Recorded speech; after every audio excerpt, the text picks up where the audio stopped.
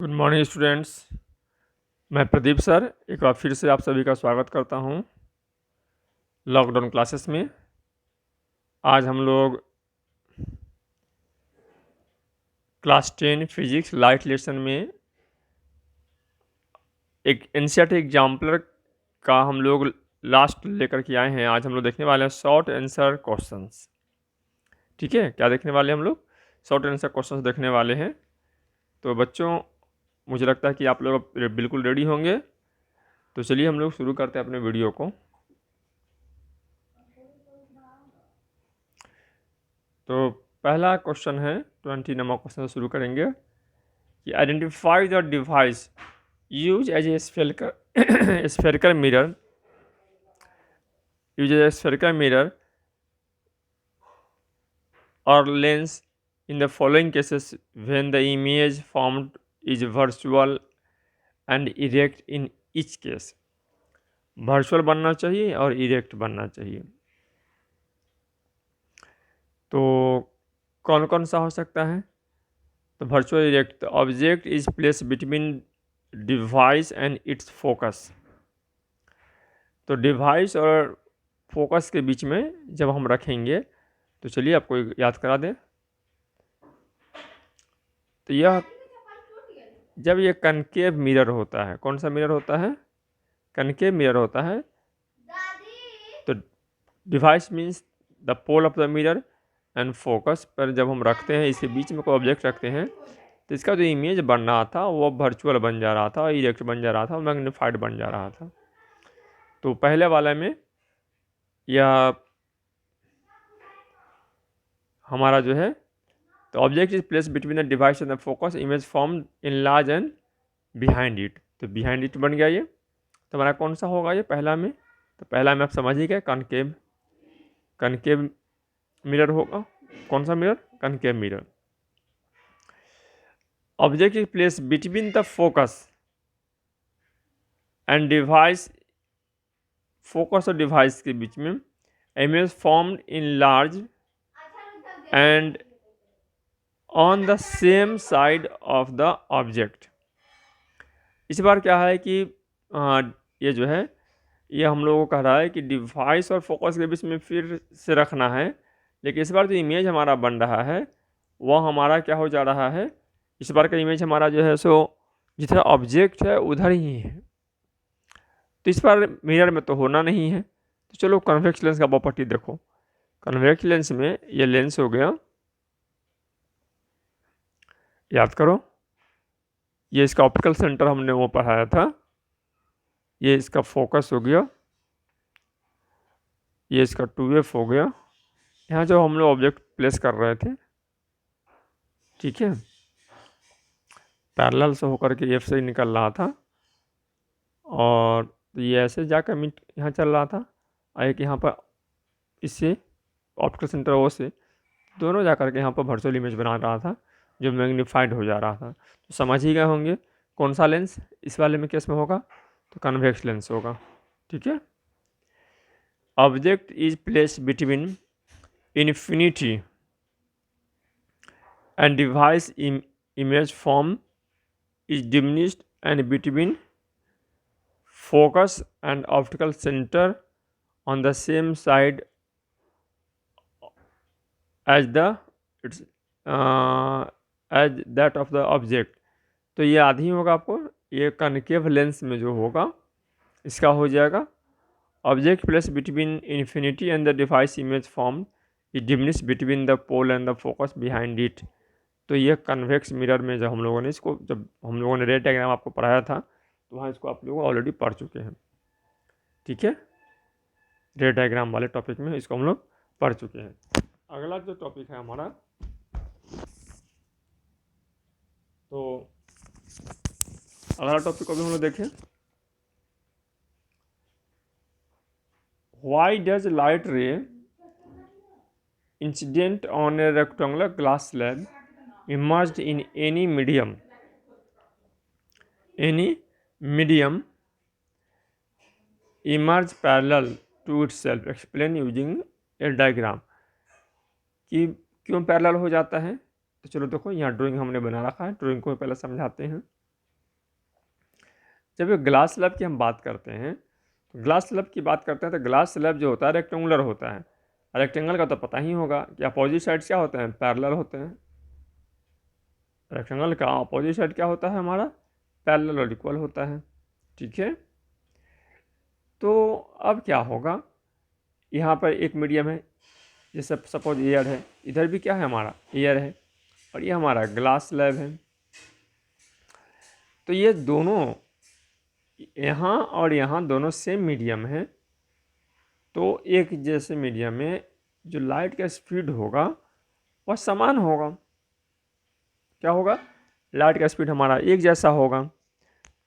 तो जब लाइट का स्पीड एक जैसा होगा तो वहाँ जो फॉर्म करेगा एंगल नॉर्मल के साथ वह इक्वल होगा, सेम होगा। नॉर्मल के साथ जो एंगल फॉर्म करेगा वह सेम होगा।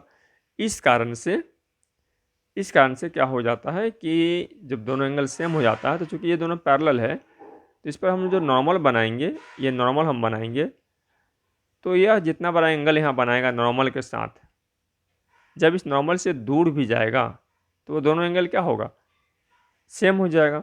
जब दोनों एंगल सेम होगा तो यह इसके क्या हो जाएगा, यह इसके पैरेलल यहाँ निकल जाता है। इसको आगे बढ़ा दोगे तो क्या हो जाएगा, ये इस लाइन के ये पैरेलल हो जाएगा। ठीक है, इसमें यही कॉज है। इस बात को हमको क्या करना है, इस बात को हमको लिख लेना है। तो यहाँ ऑलरेडी मैंने लिख रखा है कि व्हेन ए रे of light is incident is on a rectangular glass slab emerged in any medium, it emerges parallel to itself because the ray suffers two refractions as shown in the following figure, जो हमने आपको explain किया है। First reflection take place at O and second refraction take place at O dash, but the deviation suffered by the ray O dash is equal to the opposite of the deviation suffered by the O। ठीक है, तो ये इसका cause हो गया, सही cause हो गया। आगे हमारा जो क्वेश्चन है, क्वेश्चन 22 है कि ये pencil when dipped in water in a glass tumbler appears to be bent at the interface of air and water. Will the pencil appear to bend to the same extent if instead of water we use liquids like kerosene, tarpin? Support your answer with reason। तो हमने बताया कि जब water में जब pencil है तो वहाँ इसलिए बेंट मिलता है कि वहाँ दो मीडियम है। पहला हम जो देख रहे हैं बाहर में तो एयर में देख रहे हैं, दूसरा किस में देख रहे हैं तो वाटर में देख रहे हैं। तो हमारा दो मीडियम है। वैसे जब हम आगे बढ़ेंगे तो केरोसिन और एयर हो जाएगा, टारपीन और एयर हो जाएगा। ठीक है, तो डेफिनेटली क्या हो जाएगा वहाँ पर, तो वहाँ पर रिफ्लेक्शन होगा। लेकिन चूँकि वाटर की तुलना में केरोसिन और टारपीन का जो है रिफ्लेक्टिव इंडेक्स अलग अलग है। रिफ्लेक्टिव इंडेक्स क्या है, अलग अलग है। तो जो बेंट जो करेगा, जहाँ से दिखाई पड़ेगा वह सेम नहीं होगा। उसके रिफ्लेक्टिव इंडेक्स के कारण उसका अलग अलग वहाँ जगहों पर वो क्या करेगा, वो बेंट करता हुआ मालूम पड़ेगा। ठीक है, इसी बात को इसको सामने लिख देना है। तो चलिए लिखते हैं कि bending of pencil when dipped in water take place because of the reflection of light at the air water interface. The reflective index of kerosene और terpenes is different from the reflective index of water, hence the extent of the bending of pencil will different from the two mediums। Clear हो गया बाबू? आप समझ भी गए होंगे क्यों ऐसा होता है। क्वेश्चन नंबर 23 है, how is the reflective index of a medium related to the speed of light? Obtain expressions for reflective index of a medium with respect to another in term of the speed of light in these two media। तो reflective index को हम लोग कैसे define किए थे, तो हम लोगों ने कहा था कि रिफ्लेक्टिव इंडेक्स जो होता है वह एक रेशियो है। किसके किसके बीच का रेशियो है, तो वैक्यूम में लाइट का जो स्पीड होता है, ठीक है, और उस मीडियम में जो लाइट का स्पीड होता है, उन दोनों के बीच का एक रेशियो है वो, ठीक है। तो refractive index of a medium is related to the speed of light by the following relation. The relation is refractive index n equal to c by v, where symbols c means speed of light in a vacuum, such that we can say that in air also, and v equal to speed of light in the such medium. Let v1 and v2 be the speed of light in the two medium with the refractive index n1 and n2 respectively. If c is the speed of light in a vacuum, then we can say that n1 equal to c by v1 and n2 equal to c by v2. यहाँ तक तो कोई doubt आपको नहीं होगा। Now relative refractive index हम लोग करेंगे कि now refractive index of medium 1 with the respect to medium 2 is given by 2n1, 2n1 that is equal to n1 by n2, n1 equal to c by v1 and n2 equal to c by v2, c cancel हो जाएगा, that means v2 by v1, hence equation 1 is said to be the relation between these. Refractive index of the diamond with respect to the glass is 1.6 and absolute refractive index of glass is 1.5. Find out the absolute refractive index of diamond. तो यहाँ पर हम लोगों को दिया हुआ है, यहाँ हम लोग इसको बड़ा करके आपको दिखाते हैं कि सपोज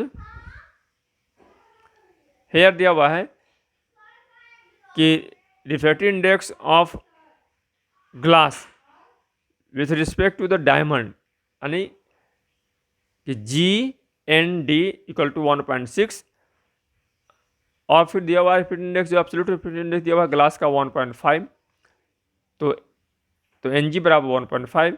हमको फाइंड करना है absolute refractive index of diamond, यानी ND equal to what.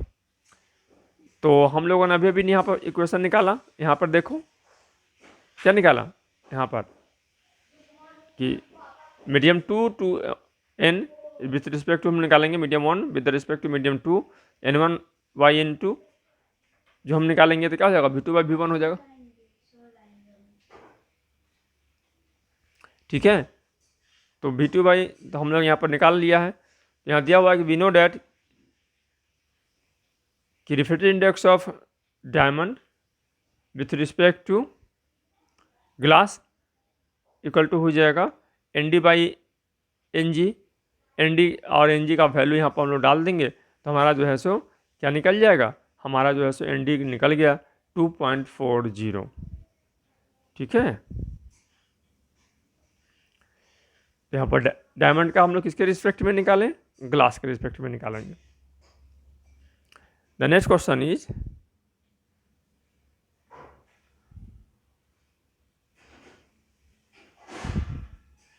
a convex lens of focal length 20 cm can produce a magnified virtual as well as a real image. Convex lens है, इसका focal length कितना है 20 centimetre है और produce कर रहा है कैसा, तो मैग्नीफाइड भी और वर्चुअल भी, और साथ ही साथ क्या कर रहा है वो रियल भी कर रहा है, वर्चुअल भी बना रहा है और रियल भी बना रहा है। चलो आपको थोड़ा सा याद कर देखो फिर से डायग्राम। तो मेरा लेंस है कन्वेक्स, तो कन्वेक्स लेंस में दो बार वर्चुअल कब बनेगा, जब O और F के बीच में जब ऑब्जेक्ट होगा, ठीक है, तो वर्चुअल बनेगा, ठीक है। और 2F और F के बीच में जब ऑब्जेक्ट होगा तो रियल और इन्वर्टेड बनेगा और मैग्नीफाइड हो जाएगा, ठीक है ना, क्या हो जाएगा। तो चलो यहाँ पर हम लोग अब इसको देखते हैं, इसी दोनों बातों को लिख देना है। तो दो केस है, वर्चुअल के लिए हमको रखना होगा ऑप्टिकल सेंटर और F के बीच में ऑब्जेक्ट को, और रियल के लिए हमको रखना होगा F और 2F के बीच में। Is this is correct assessment? If yes, where shall the object be placed in each of the obtaining these case? तो समझ ही गए, इसी बात को अब लिख देना है, मैंने पहले ही समझा दिया। Yes, A convex lens can produce real as well as the virtual magnified image. For obtaining the magnified virtual image, the object should be placed between the optical center and the focus of the lens. To obtain the magnified real image, the object placed anywhere between the focal length and the twice of the focal length of the convex lens. Clear, students? Question number 26. Sudha finds out the sharp image of a window pane of her science laboratory is formed at a distance of 15 cm from the lens. She now tries to focus the building visible to her outside the window instead of the window pane without disturbing the lens. In which direction will she move the screen to obtain the sharp image of the building? What is the approximate focal length of this lens? यहाँ देख रहे हो कि वो क्या कर रही है, सुधा जो है वह इमेज ले रही है अपने साइंस लेबोरेटरी में। कहाँ से वो? तो वो 15 सेंटीमीटर पर ले रही है, तो उसको अपना बिल्डिंग का अब इमेज हमको लेना है।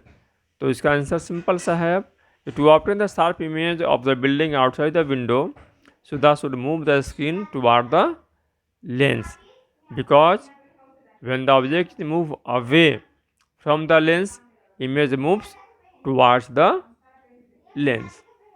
कि ऑब्जेक्ट जैसे जैसे जैसे जैसे लेंस से दूर जाता है, ठीक है, चलो इसको बना कर दिखाते हैं। याद कर लो, ये लेंस है, याद करो। इनफाइनाइट पर था तो फोकस पे, इनफाइनाइट और 2f के बीच में था तो क्या हमारा था, फोकस और किसके बीच में, 2f के बीच में, 2f और f के बीच में, तो 2f और इनफाइनाइट के बीच में। यानी जैसे जैसे ऑब्जेक्ट पास आ रहा है तो इमेज भागता जा रहा है, ठीक, इसका कन्वर्ज होगा कि जब इमेज ऑब्जेक्ट जब दूर जाएगा तो इमेज क्या होगा, हमारा पास आता जाएगा। तो इसी कॉन्सेप्ट को हमने यहाँ पर लिख रखा है। तो कहाँ जाएगा वो, तो उसको कहाँ मूव करना होगा, तो लेंस की ओर मूव करना होगा। Since sharp image of the window is formed at 15 centimetre, तो एस्टिमेट फोकल लेंथ इसका क्या हो जाएगा, इसका हो जाएगा 15 सेंटीमीटर। जो शार्प इमेज जहाँ बन रहा होता है तो वो पैरेलल लाइन कहाँ पाके मीट करता था, फोकल लेंथ पाके मीट करता है। इसी से यहाँ पर निकाल लेंगे हम लोग। How are the power and the focal length of lens related? तो हमने पढ़ाया था कि किसी भी लेंस का जो फोकल लेंथ होता है उसके रेसिप्रोकल को हम उस लेंस का पावर कहते हैं। याद रखना है कि फोकल लेंथ जो है हमेशा जो है किस में मेजर किया जाए, तो हमेशा जो है सो मीटर में मेजर किया जाना चाहिए। तो यहाँ का आंसर लिख देंगे कि power of a lens is equal to the reciprocal of the focal length, that is equal to 1/f। ठीक है, it means the lens with the smaller focal length will a large power. Reciprocal है तो focal length जिसका कम होगा उसका power ज़्यादा होगा, जिसका फोकल लेंथ ज़्यादा होगा उसका पावर क्या होगा, कम होगा।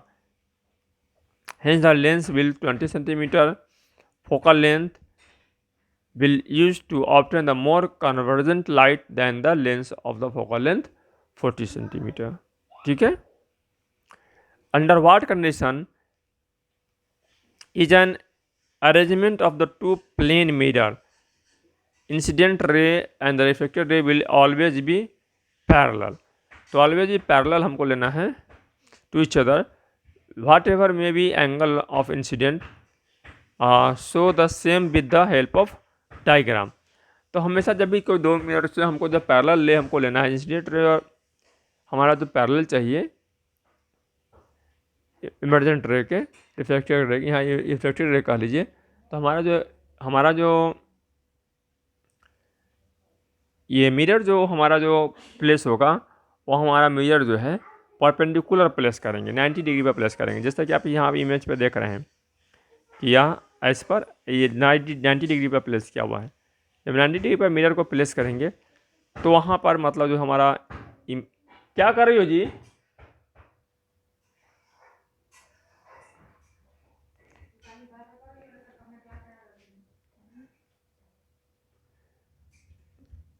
तो समझ ही गए होंगे, मिरर को हम लोग को परपेंडिकुलर हमको प्लेस करना है, ठीक है। इसी बात को यहाँ पर हम लिख देंगे। यहाँ रेड डायग्राम भी आप देख रहे हो, रेड डायग्राम को चलो एक्सप्लेन कर देते हैं। परपेंडिकुलर पर 90 डिग्री पर हम लोगों ने मिरर को प्लेस कर दिया। ये इंसिडेंट रे आ रहा है, लॉ ऑफ रिफ्लेक्शन से जितना बड़ा एंगल आई बनेगा उतना ही बड़ा आर बनेगा। ये यहाँ पर चला आया,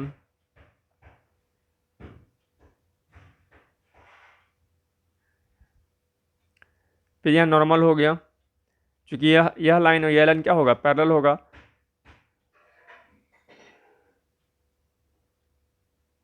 पैरेलल होगा यह लाइन, तो हमारा जो है फिर यहाँ जो आई और यहाँ का जो आर होगा, यहाँ का आई यहाँ का आर जो है, फिर दोनों को दोनों क्या हो जाएंगे, आपस में इक्वल हो जाएंगे। और यह दोनों को दोनों कैसा हो जाएगा, यह दोनों को दोनों जो है सो पेयर जो बन जाएगा हमारा, वो हमारा जो है सो बन जाएगा पैरेलल लाइन हो जाएगा। पैरेलल लाइन होने के कारण हमारा जो एंगल जो है सो इक्वल हो जाएगा, ठीक है। तो इस प्रकार से रे जो है हमारा क्या हो जाएगा, एंगल जो कि इक्वल है, तो यह एंगल इक्वल है, तो यह लाइन और यह लाइन हमारा क्या हो जाएगा, पैरेलल हो जाएगा, ठीक है। दो लाइन क्या हो जाएगा, पैरेलल हो जाएगा हमारा। तो इस तरह से हम लोग इसको यहाँ पर क्लियरफाई करेंगे। चलो आंसर को हमने लिख रखा है, आपको पढ़ के सुनाते हैं। When the two plane mirrors are placed perpendicular to each other as shown in the adjoining figure, then the incident ray at first mirror and the reflected ray at the second mirror will be parallel to each other, that is PA parallel to QB, ठीक है। तो यहाँ mirror को हमको parallel perpendicular रखना होगा। Ray draw a रे diagram तो शोइंग द पाथ ऑफ रे of light when the enters with the oblique incident from air to water or from water to air। अरे उसको मना करवाओ ना दीपाली।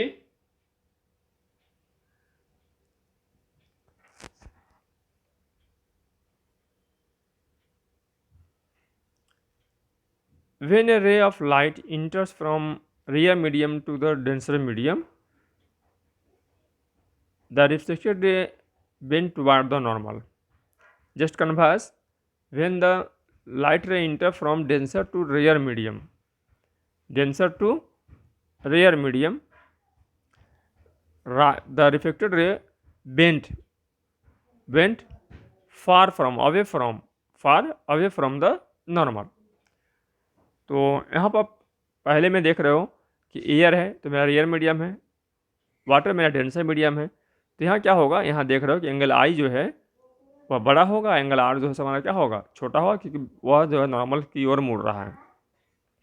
दूसरे केस में जब वाटर से एयर की ओर जब जाएगा तो वाटर हमारा डेंसर मीडियम है और ये हमारा रेयर मीडियम है। तो इसमें क्या होगा, इसमें जो होगा वो अवे जाएगा, नॉर्मल से अवे जाएगा, दूर जाएगा। तो यहाँ आई जो है सो छोटा होगा और आर हमारा क्या हो जाएगा, बड़ा हो जाएगा। तो इस बात को हम लोग क्या करेंगे, लिख देंगे। तो लिखा हुआ है कि when a ray of light enters from the rarer air to the denser medium water, then the bends toward the normal as shown in the figure A. When the light of ray enters from the denser medium water into the rear medium air, then the bends away from the normal shown in the figure V। ठीक है students.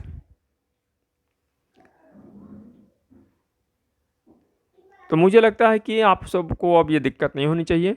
Long answer question जो है आप लोग अपने बनाइएगा और बनाने के बाद यदि कोई दिक्कत होती है तो हमको बताइएगा। कल हम कोशिश करेंगे कि लॉन्ग आंसर भी आपके लिए लेकर के हम आएँ। ठीक है स्टूडेंट्स, कल हम लॉन्ग आंसर के साथ फिर आपसे मिलते हैं। तब तक के लिए गुड बाय।